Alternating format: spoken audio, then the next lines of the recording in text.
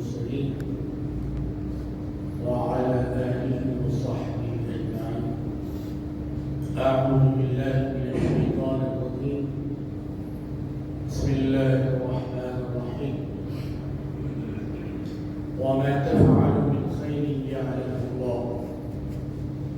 وقال سبحانه وتعالى: إن الله وملائكته يصلون على النبي يا أيها الذين آمنوا صلوا عليه وسلموا تسليما. اللهم صل على سيدنا وشفيعنا وحبيبنا ومولانا محمد أفضل صلواتك وعدد معلوماتك وبارك وسلم. سبحان ربك رب العزة عما يصفون وسلام على المرسلين والحمد لله رب العالمين. الحمد لله اللہ پاک کا لاکھ لاکھ شکر احسان ہے. اس نے ماہ رحمت، ماہ مغفرت اور ماہ نجات ہماری زندگی کا حصہ بنا ہے، اور وہ نعمت بالائے نعمت ہے کہ اس ماہ مبارک میں مسلمان بدنی عبادت بھی کرتا ہے، مالی عبادت بھی کرتا ہے. عبادت کی خدا بندی کے ساتھ ساتھ مخلوق خدا کی مدد اور تعاون بھی کرتا. اس مہینے کا مقصد خود اپنی آپ مدد کیسے کریں آپ، اور پھر جس سماج میں، جس معاشرے میں، جس آبادی میں آپ رہتے ہیں، وہاں کے لوگوں کے ساتھ آپ کا برتاؤ کیسے ہونا چاہیے، آپ کا سلوک کس طرح ہو، آپ کی گفتگو، آپ کی جستجو، آپ کا سلام، آپ کا کلام، آپ کا لین اور آپ کا دین کس طریقے کا ہو. اور جب کوئی زندگی میں ایسی بات آ جائے تو اس وقت اپنے آپ کو کیسے آپ قابو میں رکھیں. اسی کا دوسرا نام ہے صبر کرنا، بے قابو نہ ہونا، جذبات میں نہ آ جانا، آپس میں لڑائی اور جھگڑا نہ کرنا. بولنے میں بڑا آسان ہے یہ لفظ، لیکن جب عمل کی باری آتی ہے تو انسان غصے سے مغلوب ہو جاتا ہے اور غصہ اس پر غالب ہو جاتا ہے. تو یہ مہینہ غصے کو اپنے اوپر طاری کرنے کا نہیں ہے، بلکہ غصے کو اپنے کنٹرول میں رکھنے کا مہینہ. یقیناً غصہ بہت بری چیز ہے، پھر یہ انسان میں رکھی کیوں ہے؟ غصہ ہی نہ رکھا جاتا ہے انسان کے مزاج کے اندر تو غصہ آتا، نہ لڑائی ہوتی، نہ جھگڑا ہوتا، نہ طلاقیں ہوتی، نہ خلا ہوتا. اس غصے کو رکھا ہی ہو گیا تو بتا گیا کہ دنیا دارالعمل ہے. جیسے ایک استاد اپنے بچے کو پازیٹیو بھی بتاتا ہے، نیگیٹو بھی بتاتا ہے. صحیح کیا ہے غلط کیا ہے، دونوں میں تمیز کرنا، دونوں میں فرق کرنا. تو اب استاد سے نہیں کہا جاتا کہ وہ غلط لکھ رہا ہے، بچوں کو مس گائیڈ کر رہا ہے، بلکہ بچوں کو یہ بات بتا دینے کے بعد کہ صحیح کیا ہے غلط کیا ہے، اب یہ ان کا امتحان ہو رہا ہے.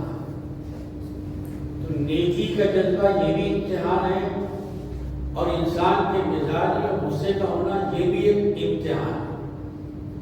تو اس امتحان میں آپ کیسے کامیاب ہوتے ہیں، اس امتحان میں آپ کو کامیاب ہونے کا طریقہ کیسے پیغمبر پاک صلی اللہ علیہ وسلم نے سکھایا. ویسے ہر مہینہ یہ سبق سکھاتا ہے، پڑھاتا ہے، لکھاتا ہے، لیکن رمضان خاص طور پر اس سبق کو زیادہ پڑھاتا ہے. جیسی تعریف سرکار دو عالم صلی اللہ علیہ وسلم نے اس رمضان کی فرمائی کہ رحمت والا مہینہ، برکت والا مہینہ، شیاطین اس مہینے میں بند کر دیے جاتے ہیں، دوزخ کے دروازے بھی بند کر دیے جاتے ہیں، جنت سجا دی جاتی ہے. اور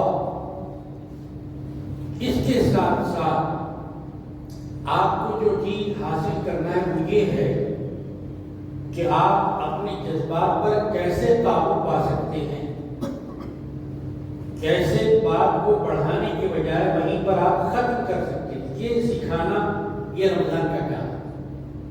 تو دراصل یہ سبق سیکھنا ہی رمضان کا حاصل ہے. ہم نے اس کو بہترین افطاریوں کے اندر، بہترین کھانوں کے اندر، بہترین دعوتوں کے اندر، فیسٹیول کے اندر گم کر دیا ہے. تو یہ جو پیغام اس کو بھی گم نہیں کرنا بلکہ اسے حاصل کرنا ہے. چنانچہ حضور پاک علیہ السلام نے ارشاد فرمایا کہ مہینہ صبر کا مہینہ ہے. دیکھیں کہ آپ کتنا صبر کرتے ہیں، کتنی قوت برداشت آپ کے اندر ہے، کتنا آپ اپنے بی پی کو کنٹرول میں رکھتے ہیں، اور کتنا آپ آپے سے باہر ہو جاتے ہیں. چنانچہ کتابوں میں لکھا ہے، بزرگوں نے بتایا ہے، مثال لے کر سیدنا علی مرتضیٰ رضی اللہ عنہ، آپ کو معلوم ہے کہ بڑے شجاع اور بڑے بہادر، بڑے بڑے پہلوان آپ کا مقابلہ نہیں کرتے، آپ کا سامنا نہیں کرتے. پہلوان اپنی جگہ اکڑ لیتے ہیں، نام علی جب سنتے ہیں تو کان پکڑ لیتے ہیں. یہ سیدنا علی مرتضیٰ رضی اللہ عنہ کی ذات اور آپ کی صفات کا معاملہ ہے. چنانچہ ایک مرتبہ ایک بہت بڑے آدمی نے آپ کو چیلنج دعویٰ کیا کہ آپ مجھ سے مقابلہ کریں، آپ میرا سامنا کریں، میں آپ سے مقابلہ کرنا چاہتا ہوں. کیا آپ میرا مقابلہ کرنے کے لیے تیار ہیں؟ یہ پیشکش سیدنا علی کی طرف سے نہیں تھی بلکہ اس آدمی کی طرف سے، جو اپنے آپ کو بہت بہادر سمجھتا تھا، بہت طاقتور سمجھتا تھا، بہت شہزور سمجھتا تھا. حضرت سیدنا علی مرتضیٰ رضی اللہ تعالی عنہ نے اس کا سامنا کرنے کا اعلان کیا. چنانچہ دونوں کے اندر مقابلہ ہوا. سیدنا علی مرتضیٰ رضی اللہ تعالیٰ عنہ جیسے روحانی اعتبار سے مضبوط تھے، باطن کے اعتبار سے مضبوط تھے، ویسے ہی جسمانی لحاظ سے بھی آپ بڑے مضبوط تھے، بڑے شہزور تھے، آپ بڑے طاقتور تھے. اسی لیے اس بنیاد پر آپ کو شیر خدا کہا ہے. اسد اللہ الغالب، یعنی اللہ کا وہ شیر جو مغلوب نہیں ہوتا بلکہ غالب ہو جاتا ہے، شکست نہیں کھاتا بلکہ وہ جیت حاصل کرتا ہے. سیدنا علی مرتضیٰ رضی اللہ تعالیٰ نے وہ آدمی جس کے پاس ایمان نہیں تھا، اس نے کلمہ طیبہ نہیں پڑھا تھا، اس نے حق مذہب کو قبول نہیں کیا، اسی کی دعوت پر آپ نے مقابلہ کیا، اور ایسا ہوا کہ الحمدللہ آپ نے اس کو مقابلے میں جیت کر شکست دے دیا۔ اس نے کہا کہ صاحب پہلی مرتبہ مجھ سے بھول چوک ہو گئی، غلطی ہو گئی، میں اپنا داؤ صحیح نہیں چل سکا، لہذا پھر ہم دوبارہ مقابلہ کریں، کیا آپ تیار ہیں؟ سیدنا علی مرتضیٰ رضی اللہ عنہ پھر دوسری مرتبہ تیار، پھر مقابلہ ہوا، پھر داؤ چلے، پھر پیچ چلے، اور پھر دوسری مرتبہ میں سیدنا علی مرتضیٰ رضی اللہ عنہ اس کو پچھاڑ دیا۔ اب تو بڑا شرمندہ ہوا، اس نے کہا کہ نہیں صاحب مجھ سے غفلت ہو گئی، مجھ سے بھول ہو گئی، پھر ایک اور مرتبہ آپ کو ہم مقابلہ کیا۔ سیدنا علی نے ہار نہیں مانی، کہا تیسری مرتبہ میں مقابلہ کرنے کے لیے، تیسری مرتبہ میں مقابلہ ہوا، تیسری مرتبہ میں سیدنا علی مرتضیٰ رضی اللہ عنہ نے اس آدمی کو پچھاڑ دیا۔ پچھاڑنے کے بعد آپ اس کے سینے پر بیٹھے، اس کے اوپر بیٹھ گئے۔ اب تین مرتبہ جب وہ ہار گیا، تو تین مرتبہ جب کوئی آدمی ہار جاتا ہے بڑا شرمندہ ہو جاتا ہے کہ میں تو ہار گیا، لوگ تو مجھے بڑا پہلوان سمجھتے، بڑا بہادر سمجھتے، بڑی طاقت والا سمجھتے تھے، بڑا فن کا جاننے والا سمجھتے تھے، لیکن میں تو ہار گیا۔ اب اس شرمندگی کو مٹانے کے لیے اس نے انتہائی غصے میں آ کر سیدنا علی مرتضیٰ رضی اللہ تعالی عنہ کے اوپر باللہ تھوک دیا۔ اب کسی انسان پر ہاتھ اٹھانا، انگلی اٹھانا ہی بہت بڑی بات ہے، چاہیے جائے کہ اس کے اوپر تھوک دیا جائے، اس کی بے عزتی کی جائے۔ اب آدمی پہلے سے کہیں زیادہ اس سے دشمنی اور انتقام لینے کے لیے تیار ہو جاتا ہے، مرنے مارنے کے لیے تیار ہو جاتا ہے، لیکن دنیا یہ دیکھ کر حیرت میں رہ گئی کہ جس آدمی نے آپ کے چہرے مبارک پر تھوک دیا تھا، تین مرتبہ پچھاڑنے کے بعد آپ نے اسے چھوڑ دیا، اس سے الگ ہو گئے، ہٹ گیا۔ اس نے کہا کہ علی آپ بڑے طاقت والے، بڑے قوت والے، آپ نے تین مرتبہ مجھے پچھاڑا، تین مرتبہ شکست دیا، لیکن میں جب آپ کے اوپر تھوک دیا تو آپ نے مجھے چھوڑ دیا۔ سیدنا علی رضی اللہ تعالیٰ نے جواب دیا کہ بھائی ہمارا تمہارا کوئی ذاتی معاملہ نہیں، یہ کوئی لین دین کاروبار کی بات نہیں ہے کہ جس کی بنیاد پر میں نے تم سے مقابلہ کیا۔ پہلی مرتبہ میں نے تم سے جو مقابلہ کیا اپنی ذات کے لیے نہیں، اللہ کے لیے۔ دوسری مرتبہ میں نے جو مقابلہ کیا اس میں میری ذات کا معاملہ نہیں تھا، میں نے اللہ کے لیے مقابلہ کیا۔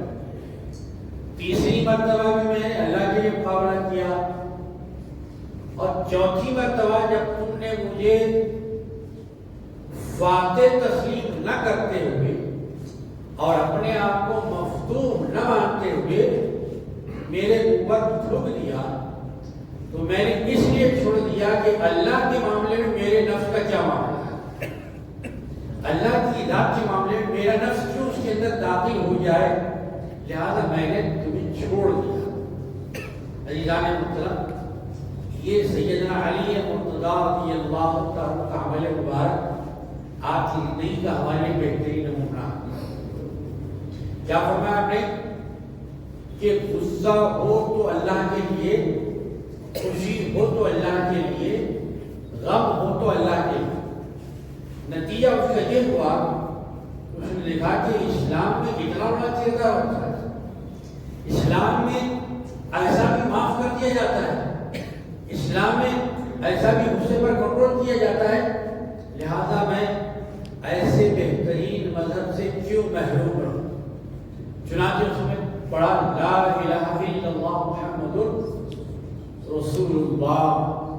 عزیزان محترم، علماء دین فرماتے ہیں کہ سیدنا علی مرتضیٰ رضی اللہ تعالیٰ عنہ اگر اسے مارتے تو ایک بے ایمان مر جاتا، لیکن آپ نے اس کو چھوڑ کر اس کی بے ایمانی کو ختم کیا اور بے ایمان کو ختم نہیں کیا۔ اس کا نتیجہ یہ ہوا کہ اس نے پہلی زندگی کو چھوڑ کر، کفر کی زندگی کو چھوڑ کر اسلام کی زندگی کو چھوڑ۔ تو یہ ہے غصے کا کنٹرول کرنا، غصے کو قابو میں کرنا۔ تو اس مہینے کا جو تعارف کروایا گیا، یہ مہینہ صبر کا مہینہ ہے۔ تو آیا ہم نے رمضان سے صبر سیکھا ہے، رمضان کے اندر صبر کی تعلیم حاصل کی ہے، یا پھر ہم آپس میں لڑ رہے ہیں؟ جو غصہ ہی ہے، بے صبری جو انسان کو تباہ کر دیتا ہے، گھروں کے گھر تباہ و تاراج ہو جاتے ہیں، اچھی خاصی ازدواجی زندگی تباہ و تاراج ہو جاتی ہے۔ چنانچہ عزیزان محترم، ایک صاحب جامعہ نظامیہ کے مفتی صاحب پاس آئے، جناب مفتی صاحب ایک چیز میں سے سرگرد ہو گئی، نہیں ہونا چاہیے تھا۔ کیا ہوا بھائی؟ ہمارا اور ہماری بیوی کا جھگڑا، مجھے بہت غصہ آیا اور میں نے غصے میں ایک نہیں، دو نہیں، 3 طلاق دے دی۔ اب کوئی راستہ نکالیے، کچھ پیسے آپ کو چاہیے تو میں دے دیتا، آپ کی دعوت اگر کرنا ہے تو دعوت کر دیتا، کپڑے آپ کو بنانا ہے تو کپڑے آپ کو بنا دیتا، لیکن خدا کے لیے کوئی راستہ نکالیے۔ مفتی صاحب نے فرمایا بھائی یہ دنیا کی یہ سودا کیا ہے، لین دین سے معاملہ ختم ہوتا ہے۔ مفتی صاحب میں بہت غصے میں تھا، تو بھائی یہ غصے میں ہی جو طلاق دی جاتی ہے، محبت میں کوئی طلاق دیتے کہ میں آپ سے محبت کرتا ہوں 3 طلاق دیتا ہوں؟ جی ایسا کوئی کہتا ہے کیا؟ کوئی نہیں کہتا۔ تو غصے میں طلاق سے ہمارے نوجوان لے کر آج در در پھر رہے، مفتیوں کے پاس جا رہے ہیں کہ صاحب کوئی سجیشن بتائیے، کوئی مشورہ دیجیے، میری زندگی تباہ ہو گئی، برباد ہو گئی۔ مفتی کا آپ نے آپ کی زندگی کو تباہ برباد نہیں کیا، آپ نے اپنے ہاتھوں سے اپنی زندگی کو تباہ برباد کیا۔ آپ غصے کے خوابوں میں چلے گئے، حالانکہ آپ کو یہ کر دیا گیا رمضان کے ذریعے سے کہ اپنے کو بھی قابو میں رکھے، غصے کو بھی قابو میں رکھے، کنٹرول میں رکھے، ان کنٹرول نہ ہو۔ تو یہ غصہ کہ بے صبری کا معاملہ انسانوں کی زندگی کو تباہ و برباد کر دے گا۔ سرکار دو عالم صلی اللہ علیہ وسلم کو مکے والوں نے کیا کیا کہا؟ ایک موقع پر مکے والوں نے کہا کہ آپ نعوذ باللہ محمد نہیں ہیں صلی اللہ علیہ وسلم۔ محمد کے معنی کیا ہے؟ محمد کے معنی وہ شخصیت جس کی ایک تعریف کے بعد دوسری تعریف، جس کی ایک خوبی کے بعد دوسری خوبی بیان ہے، جس کی ایک اچھائی کے بعد دوسری اچھائی بیان ہے، ایک صفت کے بعد دوسری صفت بیان کی جائے۔ تو یہ ہے محمد کا معنی تعریف کیا گیا ہوا۔ بندہ نے تعریف کی، لوگوں نے تعریف کی، کسی مصنف نے تعریف کی، کسی خطیب نے تعریف کی۔ سرکار انسانوں کی تعریف کے محتاج نہیں، آپ کی تعریف کو اللہ تبارک و تعالیٰ نے کی۔ وما محمد الا رسول ما كان محمد ابا احد من رجالكم ولكن رسول الله وخاتم النبيين داعيا الى الله سراج منير وما ارسلناك الا رحمة للعالمين۔ اس تعریف کس کی ہے؟ کیا کسی انسان نے بنایا؟ کیا کسی آدمی نے لکھا؟ کیا کسی کے قلم کے زور کا نتیجہ ہے؟ نہیں، یہ ساری تعریف میں اللہ تبارک و تعالیٰ نے، یہ ساری تعریف میں اللہ تبارک و تعالیٰ نے بیان فرمائی قرآن پاک کے اندر۔ عزیزان محترم، جب سرکار دو عالم صلی اللہ علیہ وسلم کا نام مبارک ایسا ہے تو پھر آپ کو محمد ہی کہنا چاہیے۔ لیکن لوگوں نے دشمنی میں کیا کیا؟ کیونکہ لوگ دشمنی میں اندھے ہو جاتے، وہ تو غیر تھے، اپنے اندھے ہو جا رہے ہیں، بھائی بھائی کے لیے اندھا ہو جا رہا ہے۔ بھائی بھائی کے لیے پہرا ہو جا رہا ہے، حق بات سننے کے لیے تیار نہیں ہے، بھائی کو اپنا حصہ دینے کے لیے تیار نہیں ہے۔ 100 گز کے لیے، 200 گز کے لیے ایک چھوٹی سی مجبوری ہے، بھائی بھائی کا خون کر رہا ہے۔ مطلب یہ کہ اس نے اسلام کو سمجھا نہیں، اس نے سرکار دو عالم صلی اللہ علیہ وسلم کی تعلیمات کو پڑھا نہیں۔ اگر پڑھا ہوتا تو بھائی کو بھائی کا حق کیا ہوتا، ماں باپ کا ادب کیا ہوتا، اپنے پڑوسی کا اکرام کیا ہوتا، اپنے بزرگوں کی تعظیم کیا ہوتا۔ ان لوگوں نے سرکار دو عالم صلی اللہ علیہ وسلم کو محمد صلی اللہ علیہ وسلم کے بجائے کیا کیا؟ مزمم۔ مزمم کے معنی ہے جس کی مذمت بیان کی جائے، جس کی حجو کی جائے، جس کی بے عزتی کی جائے، جس کی شان میں گستاخی کی جائے۔ صحابہ کرام رضوان اللہ تعالیٰ اجمعین بڑے بے چین ہو گئے اور سرکار دو عالم صلی اللہ علیہ وسلم، یا رسول اللہ فلاں آدمی آپ کے بارے میں ایسا کہتا ہے، فلاں بے ایمان ایسا کہتا ہے، یا رسول اللہ کو ہم سے برداشت نہیں ہوتا کہ آپ کی شان کی گستاخی کو برداشت کرے۔ یہ صحابہ کرام کا جذبہ ایمانی تھا۔ پیغمبر کے لیے، اسلام کے لیے غصہ آتا تھا، آج ہمارے اپنی ذات کے لیے غصہ آتا ہے۔ جو قاعدے اور قانون بتائے گئے ہیں اس کو بتانے پر غصہ آتا ہے۔ یہ نماز کے مزید زیادہ بتائے گئے کہ آپ خود بھی آئیں اور اپنے جو شعور والے بچے ہیں ان کو بھی عادت ڈالنے کے لیے نماز کی لے کر آئے۔ لیکن وہ بچے کہاں ٹھہریں گے؟ وہ بچے باپ کے ساتھ پہلی سب میں ٹھہریں گے، آخری سب میں ٹھہریں گے۔ اگر یہ صحیح بات بتائی آگے تو آج مانے لوگ تیار نہیں، غصے میں آ رہے کس غصے میں آئے؟ رسول اللہ آپ اللہ کو غصے میں آئے، رسول اللہ نے ایسا خام کیوں بنایا؟ آپ رسول اکرم صلی اللہ علیہ وسلم کی تعلیمات پر غصے میں آ رہے ہیں، ایسی تعلیمات کو کیوں دی گئی؟ آپ اسلام پر تیار عمل کرنے کی تیار نہیں ہے۔ تو میرے عزیز دوستو، صحابہ کرام غصہ آتا تھا غیر شرعی عمل کرنے کے لیے، اور ہم کو غصہ آ رہا ہے شرعی عمل کرنے، اس پر عمل پیرا ہونے کے لیے۔ اگر ہم نے یہ سمجھا تو آخر میں ہم نے رمضان کو، ورنہ ہم نے صرف رمضان کو سحری کے لیے، افطاری میں خوب کھانے کے لیے، حریص کھانے کے لیے، زعفران کی چائے پینے کے لیے بنا دیا۔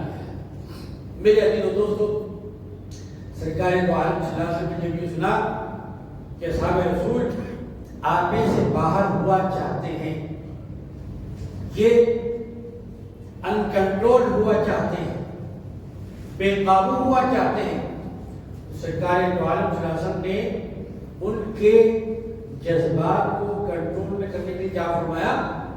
بھائی مجھے تو اللہ نے محمد بنا دو، یا ان کا مزمم کوئی اور ہوگا۔ آپ کو لڑنے کی ضرورت نہیں ہے، آپ غصے میں آنے کی ضرورت نہیں ہے، آپ کو ان سے ٹکرانے کی ضرورت نہیں ہے۔ اللہ نے تو مجھے محمد بنایا، ان کا مزمم کوئی اور ہوگا، ان کو کہنے کی۔ یہ بھی ایک منزل ہے غصے کو قابو میں کرنے کی، کہ اگر کوئی غلط بات کہتا ہے تو آپ آگے سے باہر نہ ہو، بلکہ آپ اس وقت سلامتی کا راستہ اختیار کریں۔ تو کیا یہ سلامتی کا راستہ اختیار کرنے کے ہم تیار ہیں؟ 50% جھگڑے اس عمل سے آپ کے مسلم سوسائٹی کے اندر ختم ہو جائیں۔ ایک مقام پر سیدنا ابوبکر صدیق رضی اللہ عنہ حضور پاک علیہ السلام دور تشریف، ایک صاحب آئے اور انہوں نے سرکار دو عالم صلی اللہ علیہ وسلم کو غیر غلط کہنا شروع کیا، مسلسل کہے جا رہے ہیں، مسلسل کہے جا رہے ہیں، مسلسل کہے جا رہے ہیں۔ آخر میں سیدنا ابوبکر صدیق رضی اللہ تعالی عنہ سے برداشت نہ ہو، بہت برداشت کیا، بہت آپ نے برداشت کیا۔ جب بات بے قابو ہو گئی تو آپ نے ہاتھ نہیں اٹھایا، آپ لڑنے کے لیے تیار نہیں ہوئے، مرنے مارنے کے لیے تیار نہیں ہوئے، بلکہ آپ نے صرف اس آدمی کا جواب دیا، جواب سے جواب دیا۔ جیسے ہی سیدنا ابوبکر صدیق رضی اللہ تعالیٰ عنہ نے زبان سے جواب دیا، سرکار دو عالم صلی اللہ علیہ وسلم وہاں سے آگے بڑھے، جب ٹھہرے تو وہاں سے آگے بڑھ گئے۔ اب حضرت ابوبکر صدیق رضی اللہ تعالیٰ عنہ یہ فکر ہوئی کہ مجھ سے کیا بات سرزد ہو گئی، مجھ سے کیا ایسا کلمہ زبان سے نکل گیا کہ سرکار دو عالم صلی اللہ علیہ وسلم نے اپنی نشست کو بدل دیا، اپنے ٹھہرے رہنے کی جگہ کو بدل دیا۔ تو آپ نے 10 مرتبہ یاد کیا، یا رسول اللہ آخر کیا بات ہوگی، آپ نے وہ جگہ چھوڑ دی؟ تو سرکار دو عالم صلی اللہ علیہ وسلم نے ان سے فرمایا، اے ابو بکر، جب تک وہ آدمی برا بھلا کہہ رہا تھا، اللہ تعالیٰ نے اس کے جواب کے لیے ایک فرشتہ بھیجا تھا، اور وہ فرشتہ جواب دے رہا تھا۔ ہم خاموش تھے، لیکن اللہ نے جواب دینے کا انتظام کیا تھا، اور جب آپ نے زبان کھولا جواب دینا شروع کیا، وہ فرشتہ وہاں سے چلے گا تو میں بھی وہاں سے چلا گیا۔ یہ کتنا بڑا کردار ہے، یہ کردار رمضان ہمارے اندر پیدا کرتا ہے۔ کیا ہم اس کردار کو اپنے اندر پیدا کرنے کے لیے تیار ہے؟ کیا اپنے بھائی کو معاف کرنے کے لیے تیار ہے؟ کیا اپنے پڑوسی کو معاف کرنے کے لیے تیار ہے؟ کیا اپنے پارٹنر کو ہم معاف کرنے کے لیے تیار ہیں؟ اور وہ اسوہ حسنہ جو سرکار دو عالم صلی اللہ علیہ وسلم کا ہے، کیا وہ اپنانے کے لیے ہم تیار ہیں؟ یہ ہے رمضان کا سوال ملت اسلامیہ۔ باتیں بڑی بڑی سب کرتے ہیں، لیکن عمل کا جب معاملہ آتا ہے میرے عزیز و دوستو صفر ہو جاتا ہے۔ تو وہ آدمی بڑا خوش نصیب ہوتا ہے جس کو اللہ تبارک و تعالی مال بھی عطا فرماتا ہے اور علم بھی عطا فرماتا ہے۔ مال بھی اللہ کی نعمت، علم بھی اللہ کی نعمت۔ اچھا صاحب، اب یہ علم کے عطا کرنے کا معاملہ کیا ہے؟ دیکھیے، آپ کو معلوم ہے نماز فرض ہے، علم ہے آپ کو، نماز فرض ہے، آپ کو علم ہے۔ یہ خالی آپ کے علم میں فجر کا وقت آ رہا ہے، نماز آپ چھوڑ دیں، یعنی علم کا مطلب یہ ہوا کہ علم کا مطلب ہے عمل، کہ جب تک آپ عمل نہ کریں آپ کا علم آپ کے لیے بیکار۔ نماز فرض ہے، اس کا علم ہے آپ کو ادا کرنا۔ زکات فرض ہے، خالی علم ہے، لاکھوں روپے رکھے ہوئے کروڑوں روپے زکات دے رہے ہیں، خالی علم ہے آپ کو زکات فرض ہے، تو کیا زکات ادا ہوئی؟ نہیں ہوئی۔ علم کا مطلب کیا ہوا؟ عمل ہوا۔ تو وہ آدمی بڑا خوش نصیب ہے جس کو اللہ نے مال بھی دیا اور عمل بھی دیا۔ ایک آدمی ایسا ہے اس کے پاس مال ہے لیکن علم نہیں، تو مال تو ہے کہ زکات کیسے ادا کرنا وہ اس کو نہیں معلوم، پوچھتا بھی نہیں ہے کسی سے، تو یہ بات بھی اچھی ہوئی، لیکن یہ بات بھی اچھی۔ ایک آدمی ایسا ہے اس کے پاس علم بھی ہے عمل بھی لیکن مال نہیں ہے، وہ کہتا ہے کہ پروردگار کاش میرے پاس مال بھی ہوتا، اعمال تو ہے میرے پاس لیکن مال نہیں ہے۔ تو پھر عزیزان محترم، ایسا آدمی بھی اچھا ہے۔ اب ایک آدمی وہ ہے جس پر نہ مال ہے نہ اعمال۔ تو اصل کمائی کا مہینہ یہ رمضان کا مہینہ ہے، نیکیاں کرنے کا، یعنی نیکیوں میں زیادتی کرنے کا مہینہ ہے، یہ ثواب میں زیادتی حاصل کرنے کا مہینہ یہ ہے۔ تو سرکار دو عالم صلی اللہ علیہ وآلہ وسلم نے اس مبارک مہینے کے اندر جس بات کی ترغیب دی کہ یہ مہینہ صبر کا مہینہ، ہم کہتے ہیں بھائی ذرا صبر کرو، سامنے والے کو تلقین کر رہے ہیں لیکن ہم خود بے صبری کو ملا رہے ہیں۔ سامنے والے کو ہم بتا رہے ہیں کہ صبر کرنا بڑی چیز ہے، لیکن جب صبر کی منزل آتی ہے تو ہم خود بھول جاتے ہیں صبر کیا کرنا ہے۔ ان اللہ مع الصابرین، بے شک اللہ تبارک و تعالی صبر کرنے والوں کے ساتھ۔ صبر کیا چیز ہے؟ صبر کس چڑیا کا نام ہے؟ کیا صبر میڈیکل ہال میں ملتا ہے؟ کیا صبر کی کوئی گولی ہے؟ کیا صبر کا کوئی شربت ہے؟ کیا صبر کا کوئی سیرپ ہے یا گلوکوز کے اندر صبر ہوتا ہے؟ نہیں جناب، یہ تو صبر کرنے سے ہوتا ہے۔ صبر ایک عمل کا نام ہے۔ تو سیدنا ابو بکر صدیق رضی اللہ تعالیٰ کا جو عمل مبارک تھا اس سے بات معلوم ہوئی کہ صبر کس کو کہا جاتا ہے۔ سرکار دو عالم صلی اللہ علیہ وسلم نے بتایا کہ صبر کس طریقے سے کرنا چاہیے، صبر کی منزل کیا ہوتی ہے، صبر کا ثواب کیا ہے، صبر کا اجر کیا ہے۔ بتایا صبر کا بدلہ جنت ہے۔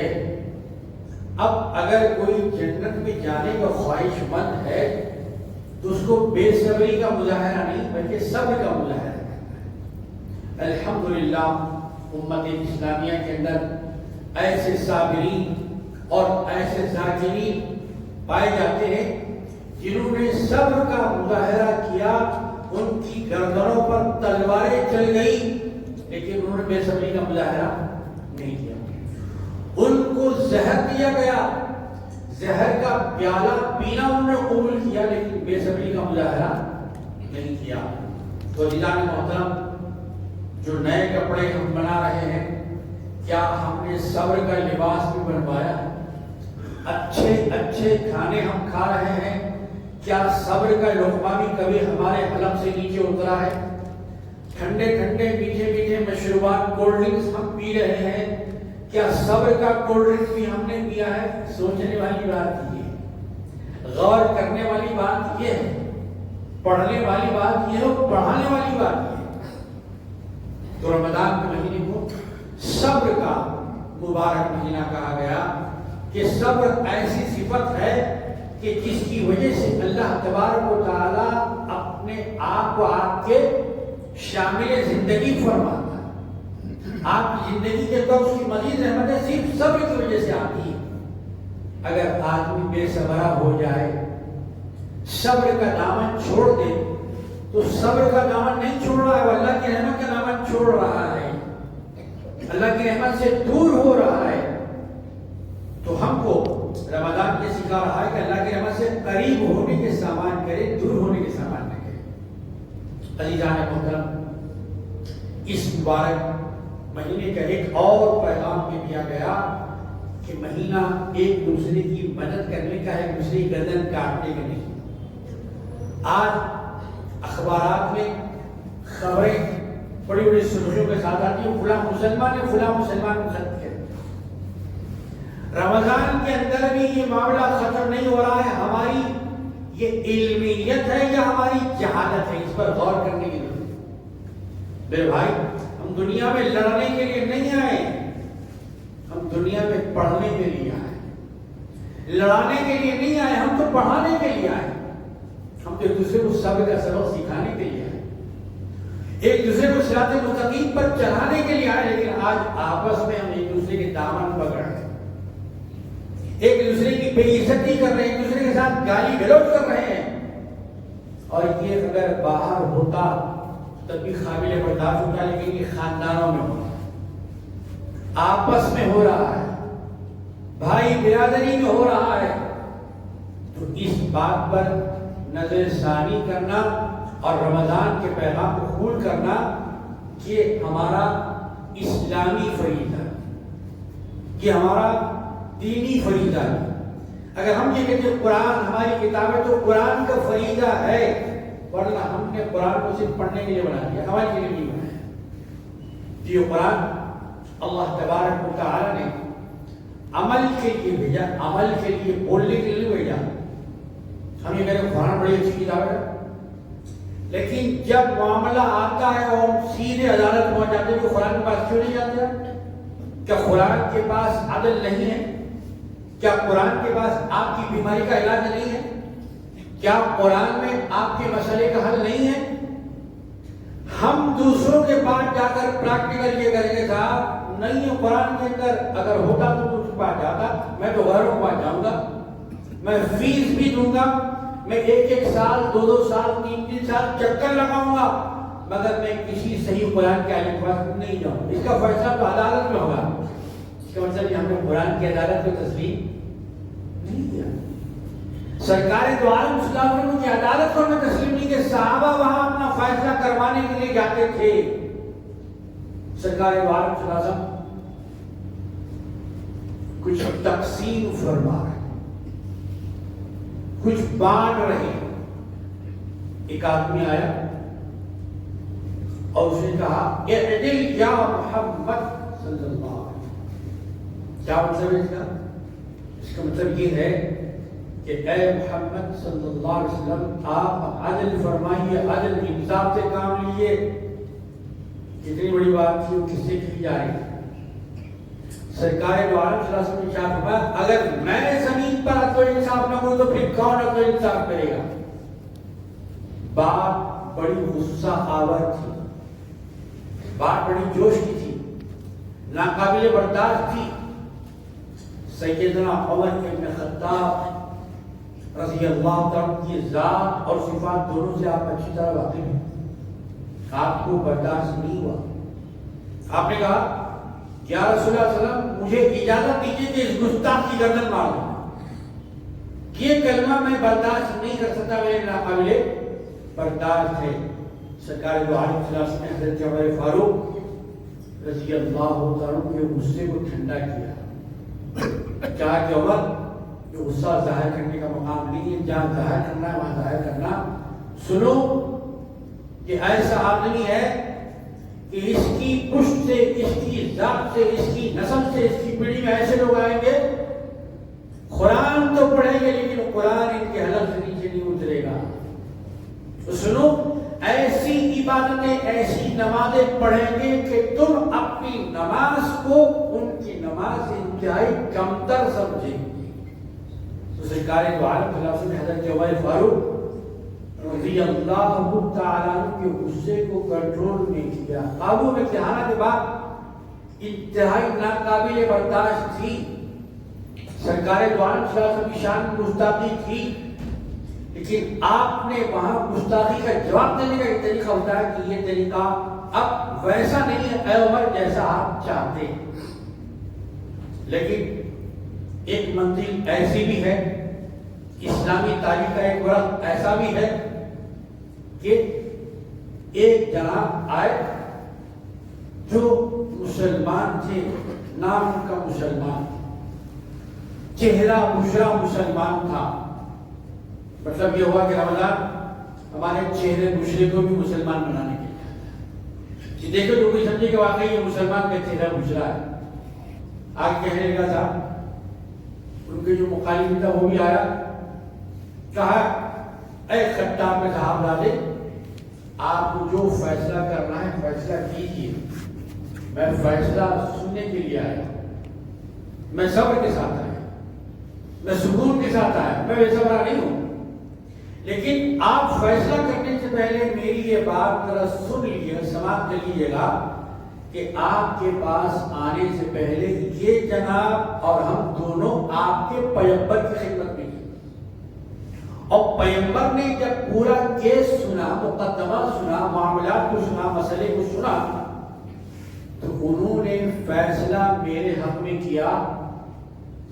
یہ آج جناب آپ کے پاس آئے تو ان کو آپ کے پیغمبر کا فیصلہ قابل قبول نہیں ہے، یہ اس سے ابا کرتے ہیں، تسلیم نہیں کرتے، بس مجھے کچھ نہیں کرنا، کیا مسئلہ ہے مجھے وہ بھی پیش نہیں کرنا، کیا کیسے مجھے پیش نہیں کرنا ہے، آپ کے پاس آنے سے پہلے آپ کے پیغمبر کی خدمت میں حاضر ہو چکے ہو، کیس کا فیصلہ میرے حق میں ہو چکا ہے۔ عزیزان محترم، آدمی جاتا ہے وہاں جہاں انصاف تقسیم ہوتا ہے، عدل کے مطابق معاملہ ہوتا ہے۔ کچھ عرصہ پیش تک اخبارات میں یہ واقعہ آیا کہ بہت بوڑھی عورت، ایک بہت ضعیف مائی گئی وہاں جہاں انصاف کی توقع تھی، وہ مقام جہاں مقدمہ پیش ہوتا ہے۔ اس سے پوچھا گیا کہ بھئی آپ کیوں آئے ہیں، یہاں تک آنے کی تکلیف کیوں کیا آپ نے؟